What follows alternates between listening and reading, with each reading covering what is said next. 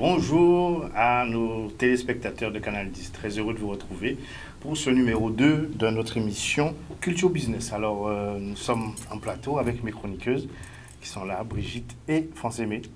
Alors, comment allez-vous? Très bien. Ravi de vous retrouver. Voilà, on a une longue coupure. Ça faisait 2 semaines. Voilà, on a une longue coupure. Mais priorité au direct, là encore, nous sommes dans une configuration, c'est le sport d'abord. Voilà, on comprend et puis on se met à l'aise. Alors, on a 2 nouveaux invités puisque nous sommes dans la phase 2 de cette émission, de ce programme que nous avions commencé la semaine dernière avec le thème rebondir. Rebondir après la crise, après une crise sanitaire qui est avec nous pour le moment. Comment résister, comment se réinventer, comment trouver des solutions. Voilà le sujet que nous allons aborder avec vous. Alors, je vais présenter d'abord nos invités. Christelle Boucard, qui est membre de la Fédération des métiers de l'événementiel, de la communication de la Guadeloupe. Bonjour, merci d'être là. Merci de m'avoir invité. Très bien. Alors, monsieur Alan Nagam, qu'on ne présente plus. Merci quand même. Vous êtes le président de la FTPE. Merci d'être là aussi avec nous pour parler de ces problématiques. Alors, ce qu'on va faire, on va d'abord partir pour visionner des témoignages de chefs d'entreprise qui ont subi, connu la crise et qui ont proposé des solutions pour se renouveler. S'il vous plaît. Variant, c'est une boutique de prêt-à-porter féminin qui est réservée aux clientes jusqu'à la taille 50. Et la boutique est ouverte du mardi au samedi de 9h30 à 19h. Ce que je m'adresse à une clientèle qui est une clientèle active. Et puis des gens qui aiment s'habiller, qui sortent, qui travaillent. Donc ma clientèle, c'est vrai, en partie part aussi à la retraite, donc forcément on n'a plus les mêmes besoins. Et puis beaucoup de clientes ont fait du télétravail, et puis plus d'activités, plus de sorties possibles, donc plus de motivation à acheter des vêtements habillés. Donc perte de clientèle, donc forcément perte de chiffre d'affaires. Donc l'année dernière, lors du premier confinement, ce moment de pause a été bénéfique parce que on se remet un peu en question, on se repose aussi, on en profite parce qu'on est toujours sur le terrain, et puis on garde le contact avec la clientèle. En revanche, au fur et à mesure que les différents confinements reviennent, on peut effectivement perdre un petit peu de motivation. Moi, ce qui me permet de tenir, c'est le fait que j'aime ce que je fais, que j'aime le conseil et le contact avec la clientèle, que j'ai l'impression vraiment d'apporter quelque chose, pas seulement au niveau de l'habillement, mais au niveau du contact. Et on en a de plus en plus besoin, justement, parce qu'on a perdu ce contact pendant quelques temps. Donc ça, c'est ma motivation, c'est ce qui me fait me lever. Et puis c'est vrai que il faut remettre en train le business, parce qu'on a besoin d'argent pour vivre et pour continuer à faire. Alors c'est vrai que c'est arrivé un peu brutalement. On n'a pas compris ce qui nous arrivait, on n'a pas compris combien de temps ça allait durer, et surtout si ça allait durer. Ça a été assez mitigé parce que je n'ai pas les réseaux sociaux dans mon ADN, donc ce n'est pas évident, il faut se faire aider, et quand on est confiné, on ne sait pas trop en fait vers qui se tourner. J'ai essayé quand même de mettre des choses en place. Salut, je suis Éléonore Dalma de la ferme de famille. Auparavant, j'étais cadre dans les ressources humaines. J'ai troqué la gestion administrative de mes dossiers pour m'occuper de mes salades et elles me le rendent bien. Grâce à elles, je suis devenue fermière, autrement dit entrepreneur agricole à succès et surtout experte en transformation des modes de fermière certifiée bio. Mes principales sources de revenus étaient d'une part les professionnels à travers les restaurateurs et d'autre part les particuliers soucieux de leur bien-être alimentaire qui viennent chaque semaine, tous les 15 jours, voire une fois par mois, récupérer leur panier de fruits, légumes, d'œufs et voire de poulets fermiers. La survenue de cette crise a eu un impact dramatique sur mes revenus puisqu'il s'agissait pour moi d'une perte sèche de près de 50% de mon activité, donc de mon chiffre d'affaires. Il a donc fallu très rapidement se remettre en question pour pouvoir réagir et donc faire face. Rapidement fait une analyse de la situation. Il s'agissait pour nous de faire d'une menace une opportunité. En ce sens, perdre 50% de son chiffre d'affaires, je ne pouvais donc perdurer, je ne pouvais donc laisser les choses en l'état. Et il a fallu très rapidement se recentrer. Alors comment cela s'est-il traduit? par la remise en perspective de la situation, à savoir un retour au basique, un retour à l'essentiel. Notre essentiel, c'est quoi à la ferme de famille? C'est de servir les familles soucieuses de leur bien-être alimentaire et surtout d'accompagner au retour à la terre de la fourche à la... Dès lors, nous avons mis l'accent sur une stratégie de communication nous permettant donc d'acquérir de nouveaux clients, d'avoir de nouvelles familles désireuses de rejoindre celles qui étaient déjà présentes, de façon à les servir au mieux. Dans un second temps, le retour à la terre par la fourche, il s'agissait de mettre l'accent sur ce credo également, donc d'accompagner les familles ou les personnes désireuses de s'alimenter par elles-mêmes, désireuses de viser l'autosuffisance alimentaire. Comment? En plantant par elles-mêmes leur jardin nourricier. Donc, un programme a vu le jour, un programme d'accompagnement mentoré a vu le jour en ce sens pour pouvoir mieux les servir. De même, un second programme a vu le jour, en tout cas, il était embryonnaire. Et nous nous attachons à le développer et en faire vraiment une activité phare à la ferme de famille, à savoir d'accompagner les personnes désireuses de vivre pleinement de la terre, du travail de la terre, donc de lancer leur ferme agricole à succès et d'en dégager un revenu, et ce en moins d'1 an. Voilà, sur ces 2 témoignages, nous allons tout de suite revenir envers nos invités. Monsieur Nagam, j'aimerais vous demander une réaction, puisque vous représentez la Fédération des très petites entreprises. Donc, ce type de discours, de témoignage, je pense que depuis le début du Covid, vous en avez vu, vous avez entendu le désespoir de ces chefs d'entreprise. Vous aussi, Christelle Boucard, vous avez compris leurs difficultés. Il est nécessaire de redistribuer les cartes, de revoir son fonctionnement. Mais c'est le propos du Guadeloupéen. Et c'est là où nous sommes forts, nous sommes puissants. On renaît chaque fois. Monsieur Moïse nous a dit exactement la même phrase. et cela, j'encourage d'ailleurs, mais de manière structurée. Très bien. Parce que les exemples que j'ai entendus, c'est des exemples pour soi-même et pour se donner une activité.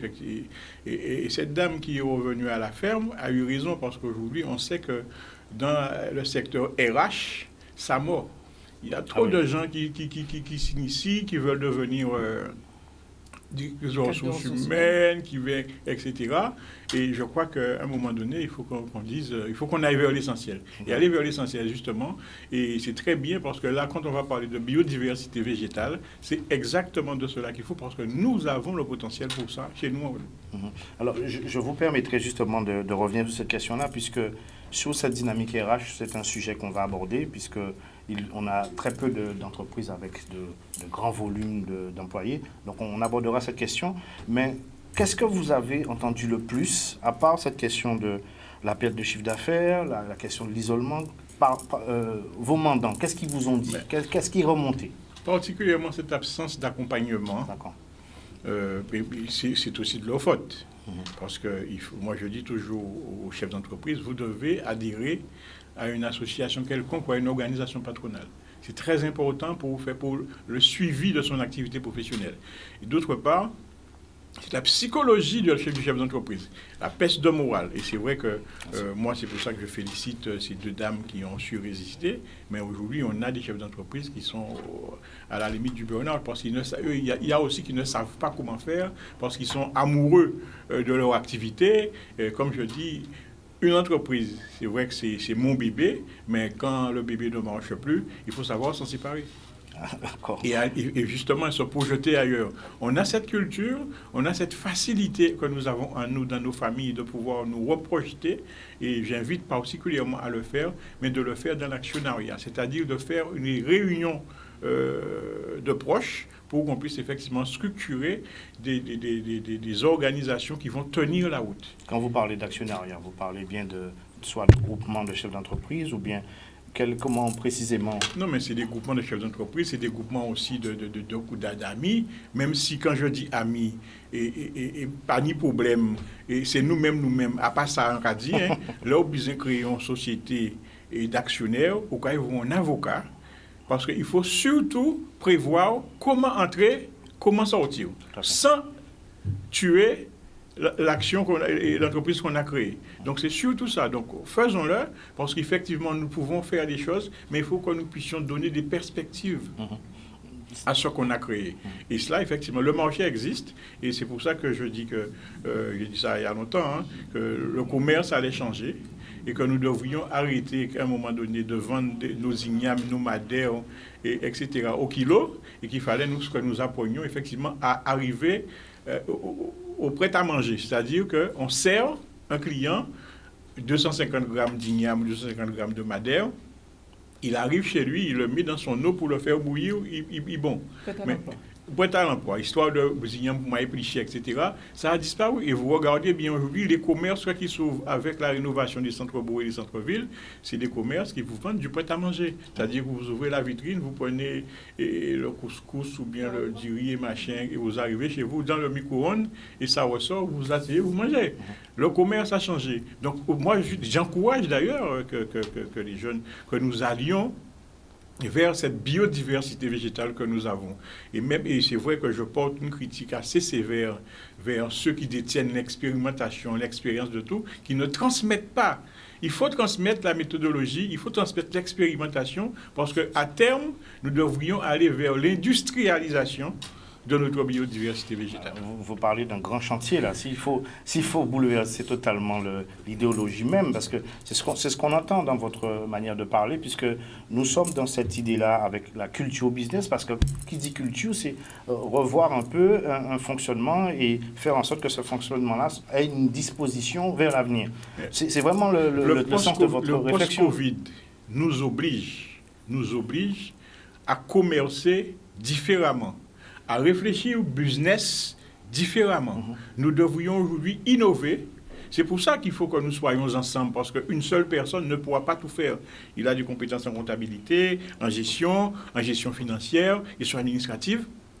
Ce package-là doit aussi permettre de créer des entreprises d'envergure. Et ces entreprises d'envergure-là doivent répondre aux besoins de chacun qui la compose. Et cela aussi, et aux besoins du marché. Parce qu'aujourd'hui, on a une offre de marché qui n'est pas remplie.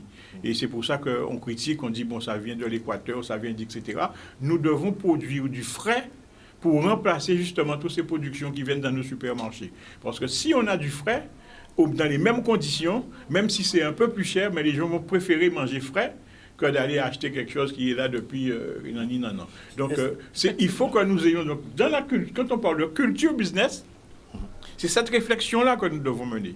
Comment commercialiser la production sortie du jardin?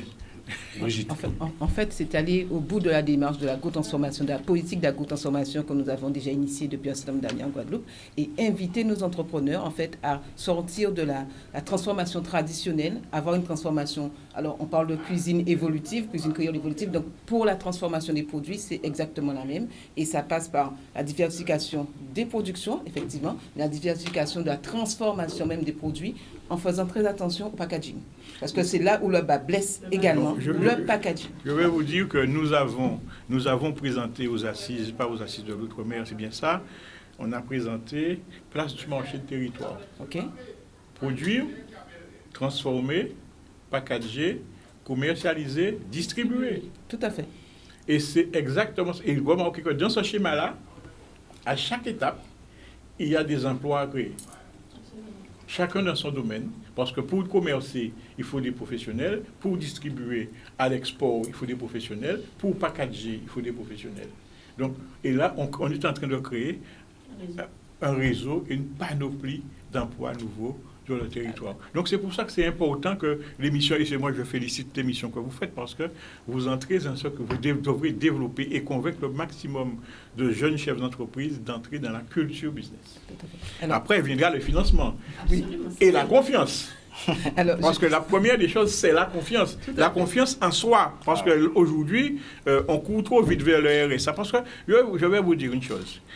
Quelle est la politique de la France? C'est de nous assouvir à une pratique où on nous endort. On nous donne tout. Maintenant, on va donner 500 € à des jeunes qui n'ont jamais travaillé, qui n'ont pas de formation, qui n'ont rien. On leur donne 500 €. Ça peut être une décision électorale, n'importe quoi, mais quand vous donnez ça, dites ça à un jeune, il se couche à 2 h du matin, il se réveille à midi.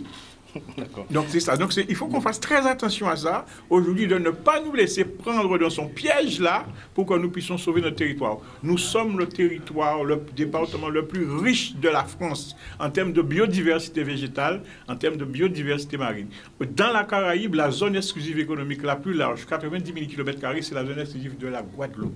J'ai envie de dire, redis ça encore. Et Brigitte. cette transformation, en fait, elle est valable pour tous les secteurs d'activité, que ce soit dans l'agrotransformation, que ce soit dans la menuiserie, dans le BTP, ou encore que ce soit dans l'événementiel. Tous les secteurs d'activité sont amenés. Dans l'énergie. Dans l'énergie. Il ne faut pas qu'on ait peur de ce mot-là. C'est pas un gros mot. L'énergie, c'est l'avenir de la Guadeloupe. Tout à fait. Donc, repenser le mode de fonctionnement, le mode d'organisation de la structure, revoir le modèle économique, revoir la commercialisation, la distribution. Et l'événementiel, se parler. Avant de donner la parole à Mme Boukar, qui s'impatiente, qui sent qu'elle est trépide d'impatience. Alors, M. Nagam, il y a eu la crise de 2009. Les entreprises ont beaucoup souffert. Il y a eu la crise du Covid, qui continue encore. On ne sait pas encore comment sera l'année prochaine. Est-ce que vous avez eu l'impression, avec peut-être des indices de calcul ou des indices statistiques, que les entreprises vont vers l'accompagnement? Vous avez l'impression que plus d'entreprises qu'avant sont accompagnées? En quelque sorte, mais le problème, c'est que la solution n'existe pas. Il faut nous arrêter, penser bobo à jambe des bois. C'est ça nous va faire. Et je le dis, le préfet peut l'entendre, le projet France Relance ne répond pas à la relance de l'activité de nos entreprises. Merci, M. Nagam. Va plus loin, hein. Tu as l'occasion de parler au préfet. Mais moi, je le vis tous les jours avec mes clients, c'est exactement ça. Il faut repenser, parce que les programmes qui sont faits là-bas ne tiennent pas compte de nos spécificités ici. D'accord. Madame Boukar, vous qui représentez la Fédération des métiers d'événementiel, vous avez beaucoup souffert. Parce que vous étiez en première ligne. Comment vos mandants, qu'est-ce qu'ils ont fait? Comment ils se sont réinventés? Qu'est-ce que vous leur avez proposé en tant que structure d'accompagnement? Alors, vous n'arrêtez pas de parler au passé, mais moi, je vais parler au présent. Oui. Parce que nous sommes encore Ça commence à bouger un peu quand même, j'ai l'impression, non? Ça dépend de quel point de vue, qu'est-ce qui bouge? J'ai l'impression qu'il y a quand même des réouvertures, on voit des affiches de concerts qui commencent à arriver. Oui, ça commence timidement, mais... timidement, très faiblement, oui, puisqu'on a toujours cette espèce d'épée Damoclès. On entend toutes les semaines que le préfet prévoit de parler des nouvelles mesures, donc vous pensez bien que c'est très timide. Et pour tout ce qui est concert, pour tout ce qui est boîte de nuit, lorsque vous ouvrez en novembre, vous avez passé, comme certains commerces ou même comme la saison touristique, vous avez passé le plus gros. Donc c'est très compliqué. Et au-delà de ça, je vous dirais même que la population, c'est...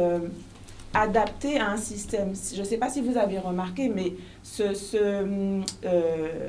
pas confinement, mais ce couvre-feu qui a perduré tellement longtemps, à une certaine heure, les gens systématiquement rentrent chez eux. Et ont vraiment du mal à reprendre... Et avec tout ce qu'il faut. Et avec tout ce qu'il faut. Moi, je pense qu'on oublie que l'être humain, c'est un homme d'habitude, c'est un être d'habitude. Donc, on commence à rentrer chez nous à 19h pour ressortir après. Ça devient très compliqué parce que ça fait quand même 2 ans qu'ils se sont adaptés à fonctionner différemment. Et aujourd'hui, ça demande un double travail. Double travail. Pour nous, dans le monde de l'événementiel, ça a été très, très compliqué. Parce que déjà, c'est un secteur qui est très méconnu. On entend parler de l'événementiel, souvent on parle de concerts, ce que vous avez dit, on parle de concerts, on parle de boîtes de nuit, mais en fait, ça ne concerne pas que ce secteur.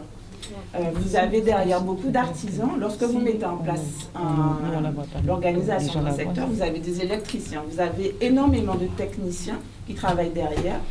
Mon métier aussi, qui est la décoration et l'agencement. Tout ce qui est salon, c'est des milliers de personnes qui travaillent derrière. Et il a fallu les premiers mois qu'on puisse expliquer au gouvernement qui on est.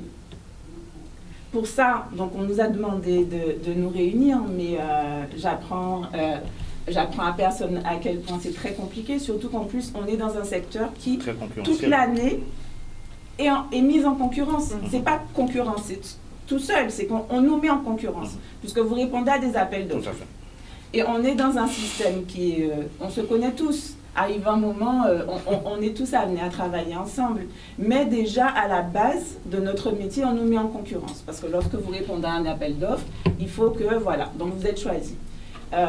Et donc, c'était pas forcément évident. Je pense, malgré tout, je suis vraiment très contente parce que il est important, il y a 3 fédérations, il n'y a pas que la FMEC, mais il est toujours important, je pense, que chaque personne... on se réunit toujours par affinité. Lorsqu'on parlait de ça, on nous a fait le reproche. Oui, mais on ne comprend pas pourquoi vous avez 3 fédérations. Ben, j'ai dit, moi, pour les masses. Alors, c'est bizarre. Pourquoi ni tout ça groupe à masse en Guadeloupe? C'est bien pour une raison. Parce qu'on a parfois, certains, des idées et vous trouvez toujours un petit noyau dur pour certaines idées et certains chemins, certaines directions. C'est ça la diversité guadeloupéenne. Et par contre, j'ajouterai une chose. L'État a réussi, ou presque réussi, le tour de passe-passe de faire de l'économie. C'est-à-dire, en faisant reprendre les activités de l'événementiel, ça veut dire qu'ils arrêtent de facto les aides qu'ils donnaient aux gérants de boîtes de nuit et à tous ces gens-là. L'État ne recherche qu'une seule chose, comment faire de l'économie, comment garder son argent. Et c'est ça qu'ils sont en train de réussir. D'ailleurs, j'ai assisté à une visio avec le secrétaire général de la préfecture. Ils parlent, ils disent des choses, mais ils attendent un retour. La seule chose qu'ils attendent, quand est-ce que vous reprenez? Quand est-ce que vous reprenez? Et cette question-là, elle est récurrente parce qu'on sait qu'une fois que ça se fait, eh bien, on arrête les fonds de solidarité, les fonds de ceci, les fonds de cela. Et ça, c'est néfaste, c'est négatif. L'État n'accompagne pas la relance d'activité. Quand je dis l'État, la relance d'activité n'est pas accompagnée, voilà un secteur qui fait, comme que je dis ça, mais moi-même, que j'ai découvert en termes de filière. Et qui est une filière très riche, et que de toute façon, après janvier 2022, je crois, on va commencer à réfléchir dessus parce qu'il faudrait effectivement définir la méthodologie de financement de la filière de l'événementiel. C'est une vraie chose. Il y a quand même énormément d'entreprises dans cela. Il y a beaucoup de jeunes qui sont des ingénieurs du son, etc., qui sont laissés à l'abandon. Donc, vraiment, tout est à revoir.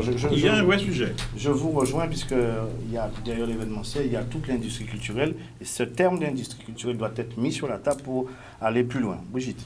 Alors justement, en dernière actualité, là, Bruno Le Maire a rencontré un certain nombre de professionnels le 5 novembre, dont les restaurateurs et les entreprises. Vieux habitants, Bruno Le Maire.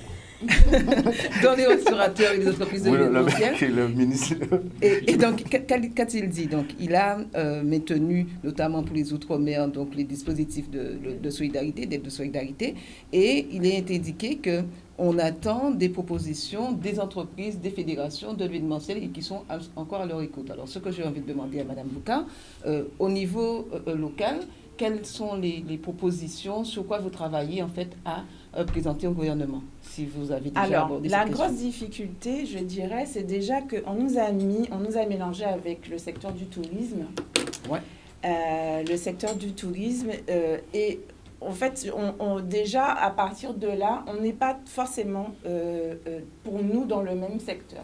On est plus dans le secteur de la culture, entre la culture, la publicité, la communication, voilà, l'organisation. Et c'est vrai que par rapport à ça, lorsque ils nous font des propositions, c'est pas toujours évident de pouvoir faire de vraies propositions. Au-delà de ça, je rejoins le président Nagam qui parlait tout à l'heure de ce plan relance d'accompagnement. Notre grosse difficulté, c'est qu'on a du mal à pouvoir proposer quelque chose parce qu'aujourd'hui, les gens sont en grande souffrance. Depuis le mois de novembre, où les aides du Fonds de solidarité avaient atteint un plafond qui nous semblait un peu plus réaliste par rapport à nos pertes et par rapport surtout à nos charges. Parce que lorsque vous avez une boîte de nuit ou quel que soit, vous avez des locaux, vous avez du matériel qui reste là, c'est énormément d'argent qui est en train de partir. Au début, les adhérents, les professionnels restaient dans la positivité, puisqu'on n'était pas parti pour être dans cette situation pendant 2 ans. Lorsqu'on entend enfin des chiffres qui ont l'air assez cohérents avec le côté aide, entre parenthèses. Donc on se dit, ouf, on va pouvoir peut-être un peu souffler, continuer à attendre et aussi à pouvoir maintenant essayer de réfléchir à se projeter. On n'est pas encore à cette étape.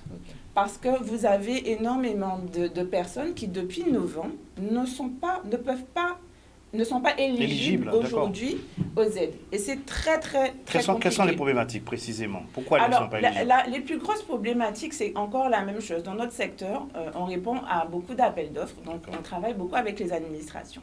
Et j'apprends à personne à quelle vitesse les administrations peuvent payer. Donc, lorsqu'on nous demande, nous, en début, donc la crise c'est de 2020, début 2020, hein, donc il faut savoir, par contre pour le coup, c'est un peu comme le tourisme, vous avez des périodes. En fin d'année, il y a beaucoup de fêtes, et il y a des périodes où c'est moins faste. Donc on est en pleine période où on est en train de bosser, et là on est coupé de plein fouet. Et on nous demande en référence le bilan de 2019. Mais vous avez énormément de personnes qui ne sont pas encore à jour. Parce qu'il y a énormément de factures qui n'ont pas encore été payées, réglées. Des fois, vous n'avez même pas les bons de commande. Et c'est la problématique du délai de paiement. D'ailleurs, ça a été l'occasion d'un débat au Césaire, où j'ai invité le médiateur national des finances qui était revenu. J'ai aussi invité l'ancien contrôleur des finances de la République, honoraire à la retraite, mais qui a éclairé en quelque sorte les techniciens du Césaire. La plus grosse problématique du territoire, c'est la situation financière des communes. De facto, les délais de paiement, pour tout ce qu'ils organisent, et les premiers touchés, c'est les entreprises de l'événementiel, parce que ce sont leurs premiers clients. Arbre de Noël, fête de tout ce qu'ils font parce qu'ils ont besoin en tout, et même aussi les conférences, les salons, etc. Mais ils ne sont pas payés. Et quand ils ne sont pas payés, qu'on leur demande, ils ont des charges sociales, et qu'à aucun moment, ils ont eu un arrêt brutal en février 2020, personne ne parle du chiffre d'affaires perdu des chefs d'entreprise. C'est-à-dire qu'il n'y a aucune assurance. Le PGE a été le prêt du chiffre d'affaires perdu que vous remboursez. Mais aujourd'hui, dans le haut bilan des entreprises, personne n'a pris en considération cette situation de non-bilan et cette situation de non-chiffre d'affaires qui devait être rémunérée ou remplacée ou, comme on dit, injectée dans la trésorerie pour relancer l'activité. Quand on parle de relance, c'est ça. Il faut pouvoir financer le haut bilan des entreprises pour qu'ils restent. Or, la Banque publique d'investissement devrait servir à ça. Au contraire, aujourd'hui, on entend de la Banque publique d'investissement que sur la partie caution. On va revenir sur ça. On va partir pour la pub et on reviendra vers vous. Brigitte, tu avais une question tout à l'heure. On verra ça tout à l'heure. On part pour une pause publicité. On revient dans notre débat. Voilà, nous revoilà en plateau. Je rappelle que vous êtes dans Culture Business sur Canal 10. Alors, je reviens vers vous, Madame Christelle Boucard. Je rappelle que vous êtes la référente Covid. On vous a mis une étiquette, voilà, tiens, référente Covid. Et vous êtes membre de la Fédération des métiers de l'événementiel et de la communication. Donc, on était justement avant la pause en train de parler de ces délais de paiement, ces délais des communes qui sont des pourvoyeurs de prestations pour les personnalités de l'événementiel. Alors, quels sont les délais moyens pour que ceux qui ne connaissent pas comprennent un peu la difficulté? Alors, écoutez, légalement, les délais sont de 60 jours. Ouh. Mais on est ici plus entre 4-6 mois et parfois même 1 an. On parlait des communes, mais il n'y a pas que ça, en fait. Parce que lorsque vous avez des associations qui mettent en place des événements tels que les salons, elles sont aussi financées par la région, puisque vous avez beaucoup de subventions. Donc, ça revient au même. Vous voyez, même si vous ne travaillez pas directement, vous n'avez pas de contrat directement avec les administrations, mais c'est toujours un secteur qui, pour une partie du budget, est financé par des subventions. Je vais faire comme M. Nagab, je vais appuyer un peu là où ça fait mal. J'ai une question pour Mme Boucard, mais au départ, vous savez que vous avez ce type de clients qui ont des délais très longs pour vous régler. est-ce que c'est pas possible de voir avec d'autres types de clients? Alors, avec des délais plus courts. Alors, des manifestations de notre ordre. Des manifestations de notre ordre en Guadeloupe. Alors oui, vous avez les entreprises privées, mais c'est un secteur qui reste... la Guadeloupe n'est pas très grande. On est d'accord. Donc forcément, les clients c'est réduit. Exact. C'est beaucoup de commandes publiques aussi. C'est beaucoup de commandes publiques. Donc je rejoins M. Nagam qui disait qu'il vaut mieux se regrouper, faire des structures avec plusieurs, d'avoir plusieurs petites structures en difficulté en fait. Alors justement, comme vous posiez la question, donc avec des partenaires, c'est ce que nous avons fait. Nous avons créé un GIE. Ce sont des personnes avec qui je travaille depuis plusieurs années. Et donc on s'est bien rendu compte que tout seul, mais à plusieurs, on est plus fort. Donc tout ce qui va être aussi, comment dirais-je... Garantie financière? Non, je dirais surtout tout ce qui est frais. Donc voilà, on a un seul bureau, vous avez un seul espace, réduire les charges, voilà, exactement, déjà moins importante. Et puis le fait de pouvoir être en synergie sur la réflexion, sur comment justement réfléchir à travailler autrement, parce que qu'on le veuille ou non, peut-être que certains ne l'ont pas encore compris, mais on est passé à un autre ère. Et aujourd'hui, on ne peut pas se dire, bon, je fais ça en ce moment parce que c'est le confinement et revenir en arrière après. Et d'ailleurs, je pense que dans le commerce, il y en a beaucoup qui restent dans cette dynamique. Et c'est là que j'accompagne mes adhérents en leur expliquant que non, ce n'est pas trouver une solution momentanée, c'est réfléchir sur la durée. Il y a beaucoup, la livraison s'est beaucoup développée. Et moi, pour être justement de la culture business étrangère, quand je suis rentrée en Guadeloupe, pour moi, c'est ce qui manquait énormément. Et ça a pris énormément de temps. Il a fallu qu'on ait cette situation Covid pour qu'enfin les gens se rendent compte qu'il y a vraiment du potentiel. Et il y a encore beaucoup de travail au niveau de tout ce qui est livraison, de prêt à manger. Je pense qu'on n'a pas encore vraiment pris la dimension, on ne s'est pas encore approprié la situation, mais de façon positive. Parce qu'il y a des choses à faire et il y a vraiment... je pense qu'en période de crise, ce qu'il y a de magnifique, c'est que ça permet à l'être humain de retrouver sa créativité. Ça, c'est clair. Madame Boucard, j'avais une question pour vous sur la question de la facturage, puisque nous sommes face à des collectivités qui, de fait, ont une dette, doivent payer. Est-ce que les banques, ou la FD, comme disait M. Nagam, jouent ce rôle avec ce joli mot, la facturage, qui est bien écrit sur les feuilles, mais qui, des fois, a du mal à se mettre en place? Dites-moi tout. Alors, non. On sait aujourd'hui que les banques, elles n'ont jamais déjà été très présentes pour les entrepreneurs. Encore plus les petits entrepreneurs. Donc, la facturage, écoutez, la première fois que j'ai pu en parler, c'était avec la FTPE, qui a mis en place un accompagnement avec Global Finance. Le problème, c'est pas un problème, hein, mais c'est que les personnes sont encore, comment on dit, échaudées. Les adhérents, ils ont du mal à faire confiance à un système qu'ils ne connaissent pas. Et tout ce qui est finance reste vraiment... oui, ils ont très peur. Ils ont très peur. Vous avez beau leur expliquer que ce n'est pas du factoring, que c'est de la facturage, comment ça fonctionne. Il faut faire... Aujourd'hui, c'est que nous sommes dans un pays, enfin, c'est un département français. Vous savez, il faut savoir que dans la sécurité financière, la Guadeloupe est territoire étranger. C'est-à-dire que nous sommes plus français. Quand on parle de finances, territoire, nous sommes plus français. Et c'est l'une des mesures de la facturage qui permet justement de faire sortir les entreprises de leurs difficultés, c'est la facturage inversée. Ce que les banques, enfin les représentants des filiales des banques ici, n'ont jamais mis en place. Parce que, à partir du moment, parce que qu'est-ce qu'ils ne veulent pas? Ils ne veulent pas supporter la difficulté des communes. Parce qu'aujourd'hui, quand vous mettez la facture inversée, c'est-à-dire que vous achetez à 100% la facture qui vous est présentée.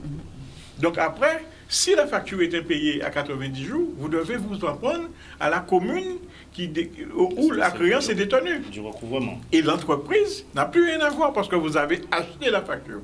Et les banques aujourd'hui n'ont jamais mis en place ce système qu'on appelle la facturation inversée qui soulagerait particulièrement les entreprises. Et c'est pour ça que dans nos réflexions avec Edebex, pour ne pas citer, qui est une banque luxembourgeoise et belge, avec représenté ici par Global Financing avec Jacques Seymour, mais aussi à la réunion avec Réunion Financement, c'est des outils qui arrivent sur le territoire. Et aujourd'hui, la réflexion même aujourd'hui, de fait que ce dispositif-là arrive sur le territoire, vous avez des banques, pour Brett, vous ne pas la citer, qui sont en train de réfléchir comment s'y mettre, parce que la concurrence arrive. Donc il faut effectivement maintenant votre réponse. Donc peut-être que... Quelles seront les conditions, M. Nagam? Parce qu'on sait que la facturation, pour ceux qui ne connaissent pas français, mais si tu peux donner 2 mots pour nos auditeurs sur la facturation. Le facturage, si vous avez des clients publics, on parle bien public,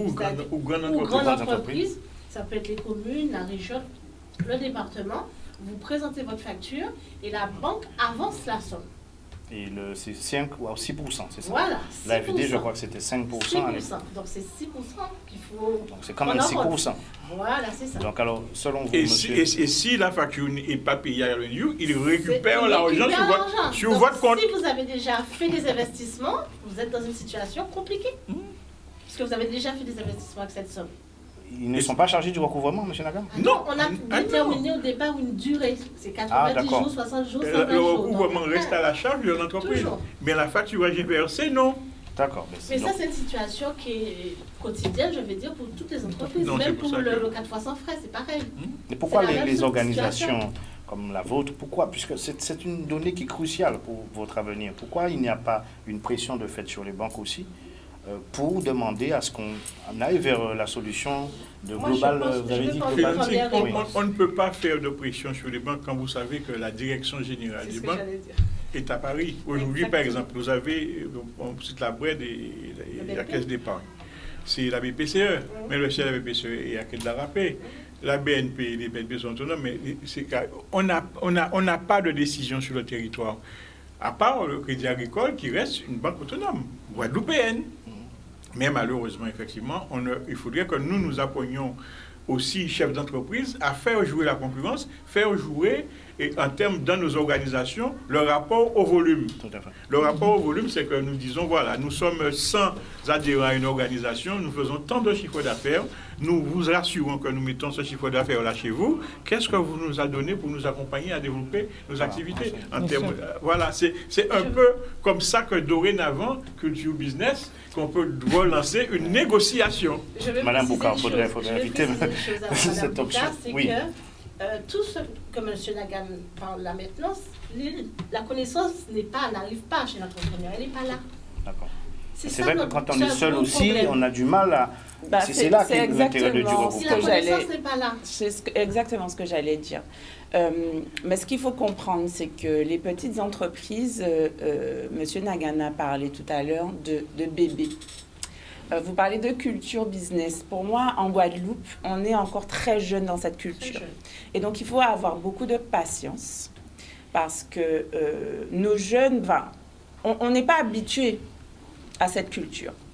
Il y a quelques années, on nous a poussé un petit peu, on nous a amené à faire du business par l'auto-entrepreneuriat. Et parce que je pense que le gouvernement, à un moment, s'est dit, ça va plus être possible, on peut plus pondre... on va dégraisser Pôle emploi. Tout le monde ne peut pas être fonctionnaire, voilà. Donc il va falloir qu'on réfléchisse autrement. Et donc ils ont permis, au départ, l'entrepreneuriat, c'était surtout pour les fonctionnaires, leur permettre en disant, aujourd'hui, comme vous ne pouvez pas, votre statut ne vous permet pas d'entreprendre, mais on vous permet aujourd'hui. Sauf que ce n'est pas forcément eux, il y en a beaucoup qui ont bondi parce que c'est très simple. C'est très simple, sauf qu'il n'y a pas eu cette éducation, il n'y a pas assez d'accompagnement, il n'y a pas sur vraiment la culture business. Faire un business, ce n'est pas juste avoir une idée. C'est aussi tout ce qui est gestion, tout ce qui est pérennité, c'est tout ce qui est projection de votre projet. Et souvent, lorsque vous êtes, on est des petites entreprises, mais je vais prendre mon exemple. Je suis décoratrice en événementiel. Lorsque je suis sur le terrain, ça reste quelque chose d'assez physique. Lorsque j'ai un concert, je dois réfléchir. Vous avez des mois et des mois de préparation. Donc, ce sont beaucoup de réunions, c'est des plans. Et lorsque l'événement arrive, si ça dure 3 jours, moi, ça va être 1 semaine. Si je n'ai pas cette connaissance ou si je ne suis pas bien accompagnée derrière en gestion, ça s'enfile et puis vous vous retrouvez facilement en difficulté. Donc, c'est vrai que pour moi, c'est vraiment là, c'est l'éducation. Et même pour le futur, pour nos jeunes, au niveau de l'éducation, ça ne fait pas tellement longtemps qu'on apprend à nos jeunes qu'être au lycée professionnel, apprendre un métier, c'est quelque chose de bien, de valorisant. Ah oui. Et en fait, tout part de là aujourd'hui. Il est important pour nous, en tant qu'entrepreneurs, en tant que parents, de comprendre et d'avoir un autre discours. Parce que c'est là, il y avait les élections de la Chambre des métiers il n'y a pas si longtemps que ça, mais l'artisanat n'est pas mis assez en valeur pour nos jeunes parce qu'ils ne se rendent pas compte que ce sont de vrais il faut comprendre métiers économiques. Mais dans la pratique, où il n'y a pas de chômage. Dans la pratique du rectorat, c'est la pratique de l'éducation nationale. Tout ce qui était lycée professionnel, c'était des voies de garage. Donc, on orientait les enfants qui avaient 8, 9 de moyenne, en difficulté, qui ne pouvaient pas faire S, G, etc. A, etc. Donc, on disait, bon, comme ou pas bon là, eh bien, nous, quoi, voyez là, ça fait belle. Et je me rappelle, j'ai posé la question à Nelson une fois, on était à la région, et on parlait de la situation des jeunes.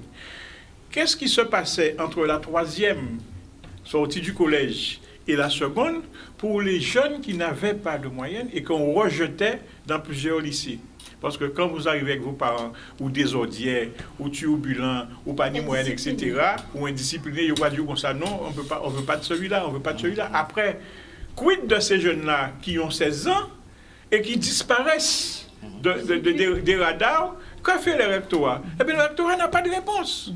Ils n'ont pas de réponse parce que justement, on n'a jamais structuré l'entre-deux. Et l'entre-deux, c'est l'enseignement professionnel, c'est aussi des centres de formation, mais des choses organisées. Je prends le cas à l'époque de Galas, quand il était j'ai bien Galas, je me souviens. Oui, c'est bien ça, recteur.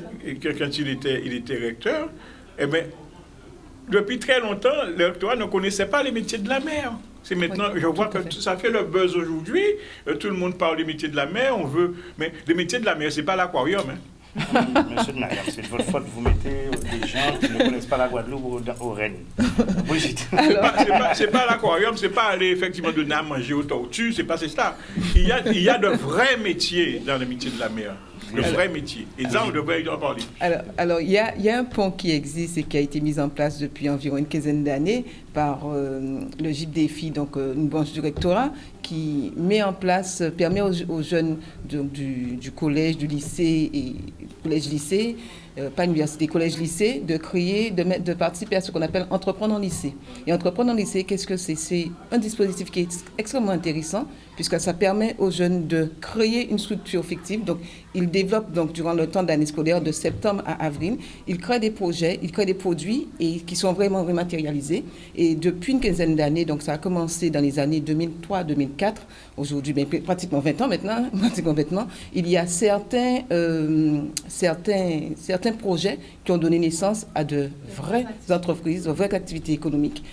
J'ai pour mémoire un jeune qui faisait, alors à l'époque, c'était la Priga et Guadeloupe Expansion qui s'en chargeaient, aujourd'hui c'est complètement le rectorat, qui avait créé sur Bémao des t-shirts brodés. Donc, on avait vraiment fait une activité économique qui existe encore aujourd'hui et qui fonctionne très bien. Et ça permet à nos jeunes, en fait, d'avoir le pont. Donc, ils rencontrent des professionnels, ils rencontrent des techniciens, des chefs d'entreprise, ils sont tutorés pendant 6 mois à peu près, et ils vendent à la population leurs produits. Donc, cette initiative, elle est intéressante parce que ça leur permet de se confronter réellement à la réalité économique, au tissu économique et de notre territoire, et puis de découvrir certains métiers. Alors, Culture Business, à mon sens, doit aller dans ce sens-là. Enfin, c'est l'un de nos objectifs, en fait, qui est de faire le pont entre l'économie, le monde économique, le tissu économique et le monde de l'éducation, et permettre à nos jeunes, surtout, de découvrir des métiers qui sont en manque de considération. Madame Mouka. Oui, alors Brigitte, justement, pour répondre un petit peu à la question que vous m'avez posée tout à l'heure, à quoi on réfléchit? En fait, c'est surtout ça. On réfléchit justement à pouvoir travailler sur des formations avec nos jeunes sur les métiers de l'événementiel. Parce que c'est vrai que lorsqu'on parle de formation aujourd'hui en Guadeloupe, on entend toujours un peu les mêmes secteurs. Et c'est une façon pour nous déjà de pouvoir faire à la population connaître vraiment notre secteur. Et puis c'est vrai que l'État aujourd'hui a un petit peu ouvert les vannes au niveau de tout ce qui est formation. Donc c'est là-dessus, c'est là un petit peu qu'on est en train de travailler, on est en train de réfléchir sur la mise en place de formation de nos jeunes pour connaître, vivre, comprendre et pouvoir justement avoir des perspectives dans le secteur de l'événementiel. Il faut surtout que nous bannissons ce qu'on appelle formation. Parlons de compétences professionnelles. Parce que la conférence de Biarritz, maintenant, on va dans la compétence professionnelle. Et c'est pour ça qu'il faut que oui, vous avez raison de créer les métiers de l'événementiel, de mettre en place les dispositifs pour la compétence professionnelle et pour le partager avec les OPCO. Malheureusement, il y a des méthodologies à suivre, OPCO, la DIT, etc. Et moi, je pense qu'aujourd'hui, quand les culture business, c'est bien sûr, vous devriez même avoir un magazine ou un journal. C'est prévu, monsieur. Parce que, non, mais je dis ça parce qu'aujourd'hui, on a des communautés d'agglos qui sont vides de sens dans les perspectives économiques. Monsieur Nagam. Non, mais je le dis par pourquoi. Il faut parce que j'ai eu l'occasion de participer à un webinaire et avec une communauté d'agglos, il y avait pléthore de personnes et chacun essayait. Mais je leur ai dit, désolé, mais nous sommes en l'an 2000. Il dit, mais nous sommes en l'an 2000, puisque nous avons une réflexion sur des dispositifs d'accompagnement qui sont dans l'an 2000, comme s'il dirait qu'on confondait encore chiffre d'affaires et bénéfices. C'est pour ça que je dis ça, hein, parce qu'il faut que nous puissions remonter la chose et que nous puissions recréer. Le culture business devrait effectivement apporter cette réflexion intellectuelle économique vous mettez beaucoup de charges sur notre émission. Alors, nous avons... Alors, je rejoins, juste pour terminer, nous rejoins monsieur... Tu rejoins, je rejoins M. Nagam, effectivement. On a commencé par le média visuel et effectivement, nous recherchons des partenaires, nous recherchons des sponsors, nous recherchons des partenaires pour nous accompagner et faire en sorte que Culture Business prenne tout son essor. Je vais vous dire une chose. Il y avait un système qu'on appelle DMJ, un truc comme ça, qui valait ce qu'il valait, mais qui a ce qui est, selon moi, limité. Ce que vous proposez aujourd'hui peut effectivement, avec l'université, avec la collectivité régionale, avec les centres de recherche des EPCI, avec BPI, vous devriez pouvoir avoir tout ce support-là qui vous permettra de diffuser effectivement cette connaissance, et même avec le rectorat. Tout à fait. Développer l'esprit d'initiative, l'esprit d'entreprendre. Exactement. Donc, c'est à vous de pouvoir cibler et comme on dit, votre business plan ou business model, parce que moi, des fois, je fais la différence entre le business model et le business plan. Voilà, tout à fait. Donc, c'est pour vous dire qu'il faut que vous puissiez le remplir et que vous intéressez ces acteurs-là. Il n'y a pas de raison qu'ils ne puissent pas accompagner ça, parce que c'est un vide que ça comble. Merci. Et c'est un nouveau langage, parce que les gens n'en parlent pas. Très bien, on va Je pense qu'on a dit beaucoup de choses intéressantes aujourd'hui. Est-ce que tu peux nous faire un petit récapitulatif? Wow. On a fait 2 émissions quand même. Sur alors, ce qu'on va faire, parce qu'on arrive à la fin du débat, donc ce qu'on va faire, c'est-à-dire que là, on va devoir commencer les chroniques. Donc, on va vous remercier de votre prise de position. Vous avez été loin dans comment? Dans la réflexion. Voilà, on a appris beaucoup de choses. Donc, c'est à suivre. Vous allez retrouver toute cette émission sur notre page Facebook, sur la page Facebook de Canal 10 aussi, Culture Business en Facebook et aussi sur Instagram. Donc, Madame Bouka, je vous laisse un mot de conclusion. Ensuite, ça sera à Monsieur Nagam de conclure pour cette partie débat. Alors, merci en tout cas de m'avoir invité. Ce que je pourrais dire et ce que je dis à tous mes adhérents à chaque fois, c'est ne restez pas tout seul, ne restez pas dans votre coin. Apprenez aussi à aller chercher l'information où elle est, parce qu'elle est présente. L'avenir est celui qu'on décide qu'il sera. Donc, restez positif et il y a encore énormément de choses à créer en Guadeloupe. Très bien. M. Nagam. Mais bon, je suis effectivement, j'ai découvert Culture Business. C'est vrai que c'est une initiative que j'encourage. Et aussi, je dirais aux chefs d'entreprise guadeloupéens et aux jeunes qui n'ont aucune raison d'avoir peur. Nous sommes plus forts que la France. Parce que nous sommes plus riches. Et nous devrions demain être le moteur économique de la France. D'ailleurs, écoutez bien, quand le président Macron parle de relancer l'industrie en France, et nous avons plus de potentialité pour relancer l'industrie dans l'innovation parce que l'énergie, l'hydrogène, le gaz, l'ammoniac, l'éolien offshore en eau profonde, ce n'est possible qu'en un seul lieu en France. C'est dans le Nord Grande Terre. Aujourd'hui, effectivement, la France, bon, ils peuvent parler d'éolien en mer parce que sur des coussins d'air, etc., au nord de Saint-Nazaire et compagnie, mais on a le vent, on a la mer et on a la mer en eau profonde. Donc, et aujourd'hui, nous devons devenir un des premiers producteurs d'hydrogène, de gaz, par l'électrolyse. L'électrolyse, c'est la mer, c'est l'autre mer confondue, et nous devons réfléchir à ça. Aujourd'hui, soyons conquérants. C'est ce que je voulais dire aux jeunes Guadeloupéens. Et on a M. Nagam. La technique, on va mettre... qui lui aussi fait son temps. Voilà, mais je vous remercie pour votre franc-parler. Je pense qu'il faut qu'on se dise les choses, pas là pour choquer X, Y ou Z, mais c'est que comme ça qu'on arrivera à toucher les vrais problèmes. Vous avez parlé de la formation, on va aborder ce sujet-là, mais de fond, quelle formation, comme vous avez dit, quel domaine de compétences pour un territoire. Quelle compétence professionnelle pour un territoire. Si la technique est prête, on envoie le spot. La formation, c'est trop bateau. Trop vaste.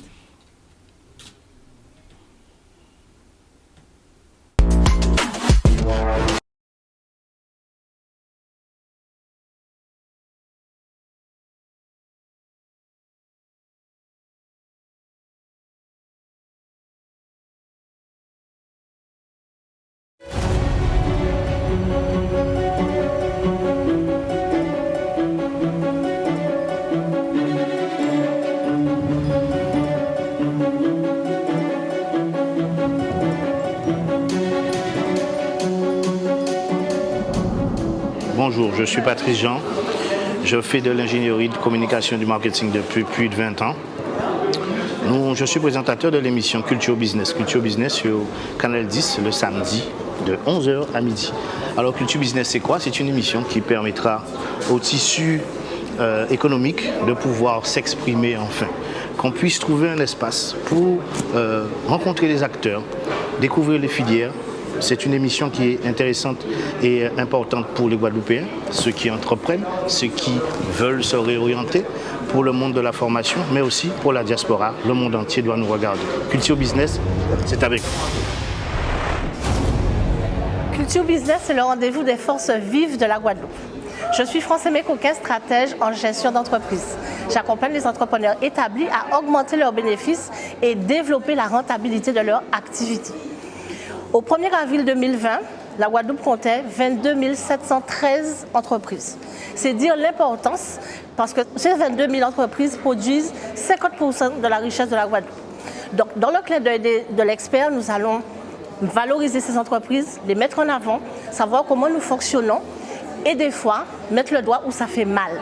Parce que savoir se regarder, c'est aussi grandir pour exceller. Culture Business, c'est votre rendez-vous. Brigitte Ferras-Javois, développeur économique territorial.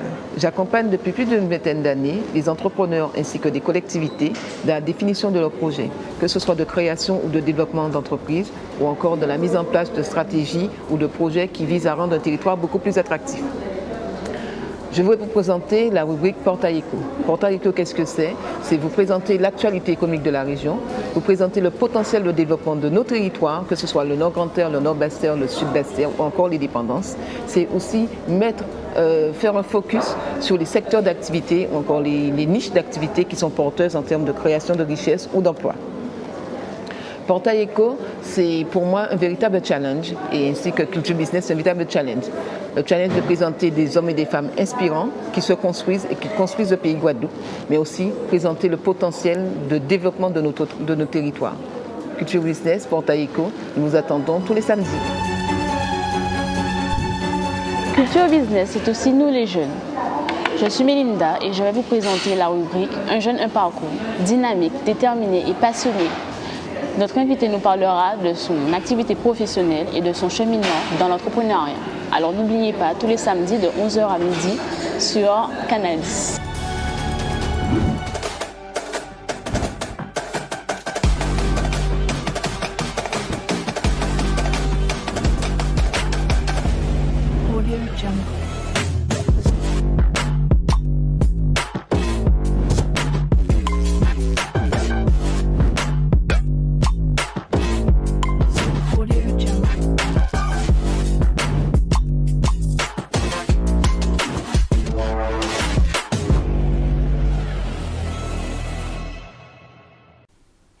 Voilà, nous revoilà après ce spot de présentation, comme ça vous avez mieux fait connaissance avec nous. On va rentrer dans nos chroniques avec, puisque la petite jeune, on l'appelle la petite jeune, hein, c'est Mélinda, elle n'est pas là aujourd'hui, mais elle sera représentée par Brigitte qui va faire ça très très bien. Brigitte. Bonjour à tous. Alors, j'essaie d'avoir le dynamisme de Mélinda. Il faut sauter. Oui, il faut sauter, effectivement. Dynamisme de Linda. Donc, Linda présente la chronique Un jeune, un parcours. Et donc, aujourd'hui, elle va nous présenter donc, la chronique de la vidéo de Madame Brigitte Garrick, qui est un jeune entrepreneur dans le domaine de l'import-export et qui actuellement est implantée au niveau national. Donc, nous allons voir la vidéo. Joséphine, pardon. Bonsoir à tous, je suis Joséphine Garrick, je suis sénégalaise. J'ai habité en Guadeloupe pendant 10 ans après avoir fait des études en commerce international à Lyon. Aujourd'hui, j'exerce la profession de Business Process Manager dans l'industrie cosmétique ici à Paris. Et j'ai également, au moment du Covid, relancé mon activité. Donc, je travaille dans l'export. J'ai lancé une marketplace qui s'appelle We Export. En ce qui concerne mon parcours, il a été très atypique. J'ai commencé par des études de médecine et finalement, je me suis rendu compte que ça ne me plaisait pas forcément. Je me suis ensuite tournée donc vers une école supérieure de commerce qui avait comme particularité de pouvoir gérer des crises humanitaires. Donc, j'étais très attirée par l'humanitaire. Et vous le verrez tout à l'heure, j'ai toujours dédié et je me suis toujours engagée auprès des gens. Donc j'ai toujours poursuivi en ce sens. Et à la fin de ces études, je suis arrivée en Guadeloupe et j'ai travaillé dans le domaine de la grande distribution. Pour un groupe. Le Covid, est-ce que ça a été une difficulté? Bah écoutez, comme tout le monde, j'en ai souffert parce que tout seul, en confinement, donc ça a été difficile. Mais j'y ai puisé la force de relancer mon activité. Parce que moi, l'export c'est une passion d'abord, mais c'est également une mission. Et comme je vous le disais tout à l'heure, j'ai relancé donc mon activité, donc j'ai créé une marketplace. Et l'objectif de cette marketplace, c'est vraiment de permettre en fait à des fournisseurs d'Afrique et de la Caraïbe d'exporter à travers le monde et surtout de faire rayonner l'excellence à l'international. Et croyez-moi, nous regorgeons vraiment de richesses sur nos territoires. Alors si j'ai un mot d'encouragement à vous donner, croyez toujours en vos rêves. Dites-vous que tout est en vous, tout est en vous. Et puisez au plus profond de vous ce que vous avez envie de faire. Rêvez, continuez à rêver parce que c'est important. Et continuez à avoir cette capacité de résilience qui peut vous permettre en fait d'aller chercher des opportunités là où elles ne se trouvaient peut-être pas. Et le Covid a vraiment rebattu les cartes. On a tous notre chance aujourd'hui. Donc prenez le wagon pendant qu'il est temps et placez-vous dans le jeu. Bon courage à tous et n'hésitez pas à me contacter. Je suis toujours ouverte pour pouvoir vous apporter quelque chose et vous aider à réaliser vos rêves. À bientôt.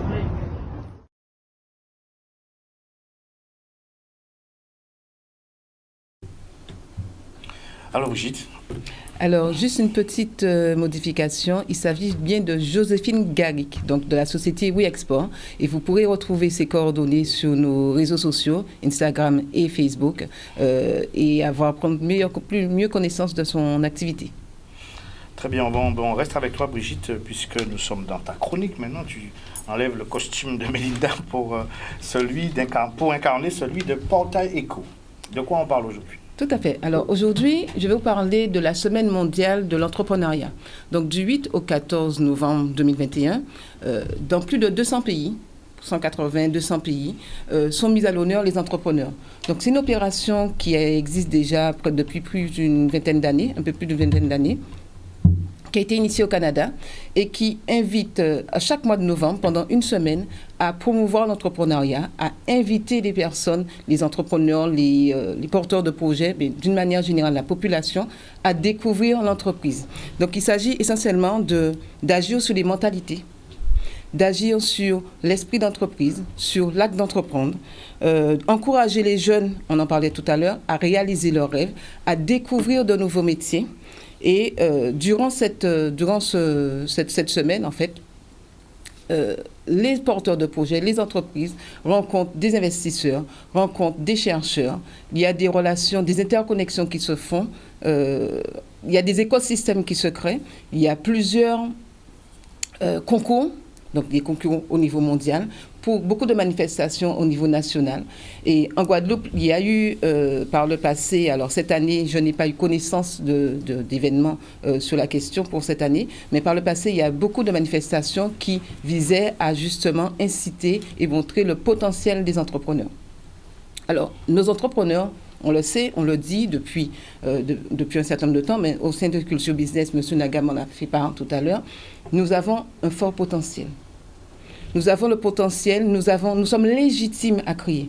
Donc, que ce soit dans le cadre de cette semaine, mais bien sûr tout au long de l'année, nous devons, alors, via des émissions comme Culture Business, via les accompagnements qui sont faits par les stratèges d'entreprise, les consultants, la mission que nous devons, nous, à mon sens, avoir sur notre territoire, c'est d'inviter les gens à mettre en place, à utiliser leur passion pour pouvoir créer leur activité. On est entrepreneur, certes, il y a des raisons alimentaires, mais c'est surtout par passion. Et l'entreprise ne va perdurer que si on est passionné. Que si, bien sûr, on est passionné, on s'entoure, bien entendu, d'experts pour les accompagner. Alors, souvent, les gens disent « Ah oui, mais en expert, ça coûte cher. » Mais c'est quoi? Coûter cher, c'est quoi? C'est miser sur une activité, miser sur son devenir, miser sur le développement, Alors, on parlait de bébé tout à l'heure, donc c'est la naissance d'un bébé et le faire grandir, l'amener à l'âge adulte. Et bien entendu, lorsqu'il arrive, il est vieux, donc il peut être âgé au bout de 2 ans, au bout de 5 ans. Il faut savoir s'en débarrasser, je peux dire ça comme ça. Ne pas se dire c'est mon bébé, et puis le tenir et couler avec lui. Très bien. Donc, voilà. Voilà, merci Brigitte. Alors, je souhaiterais juste faire un point. Toujours dans le cadre de cette semaine de l'entrepreneuriat, nos entrepreneurs n'ont peut-être pas tout le temps l'information, mais il faut savoir qu'il y existe sur le territoire de nombreux espaces de coworking qui leur permettent de se retrouver. Il y en a au Moule, il y en a en Jarry. Un certain nombre vous trouverez les informations sur notre site internet ou Instagram. Le temps est court. Très bien. Tout de suite, la transition avec France Aimé, le clin d'œil de l'expert. Alors aujourd'hui, on va faire un récapitulatif de tout ce qu'on a dit depuis l'autre émission. Parce qu'on a dit comment rebondir. Mais on a donné beaucoup d'informations, comment rebondir vraiment. Donc je vais donner quelques conseils justement Ça va faire un récapitulatif de tout ce qu'on a déjà dit depuis l'autre émission. Donc, on a compris que cette crise sanitaire a fragilisé l'état d'esprit des entrepreneurs. On est d'accord. Moi, on a entendu aussi qu'on a un potentiel. Brigitte vient de le dire, M. Nagam l'a répété, M. Moïse l'a répété la dernière fois. Donc, j'ai envie de dire aujourd'hui, c'est le peu d'énergie qui nous reste, prenons-le pour se projeter. Prenons-le pour se réinventer, si on ne peut pas améliorer ce qu'on a aujourd'hui, mais faisons quelque chose. Le deuxième conseil, ne pas rester isolé. On l'a dit et je le redis, la solitude, ça nous plonge, ça nous plombe même. Donc, ce que je donne comme conseil, retrouvez-vous entre entrepreneurs. Il y a des réseaux qui existent déjà. Sur le réseau Facebook, Instagram, vous en trouverez. Et Culture Business, c'est déjà un réseau. Donc, restez connectés avec nous, vous aurez toutes ces informations. Ne pas rester seul, c'est le deuxième conseil. Le troisième conseil, c'est prendre un peu de recul. On l'a dit aussi, se faire accompagner. Et Brigitte disait tout à l'heure, ce n'est pas une dépense, mais c'est un investissement. Quand vous investissez sur quelque chose, vous attendez un retour sur investissement. Donc c'est ça. Quand vous prenez un accompagnement, que ça soit en gestion, on l'a dit tout à l'heure, c'est là où le bas blesse le plus souvent, au niveau financier, il existe des experts pour cela. Se faire accompagner. D'accord ? Et je vais dire aussi un dernier conseil qui est vraiment personnel, qui n'a rien à voir avec le business. Faites attention à qui vous entoure. Quel est votre environnement au quotidien, avec qui vous parlez le plus longtemps, avec qui vous êtes au téléphone le plus longtemps. Parce que tout ça détermine l'état d'esprit que vous avez pour réussir. Donc vous avez maintenant, là, avec tout ce qu'on a dit, une feuille de route pour pouvoir rebondir face à cette crise.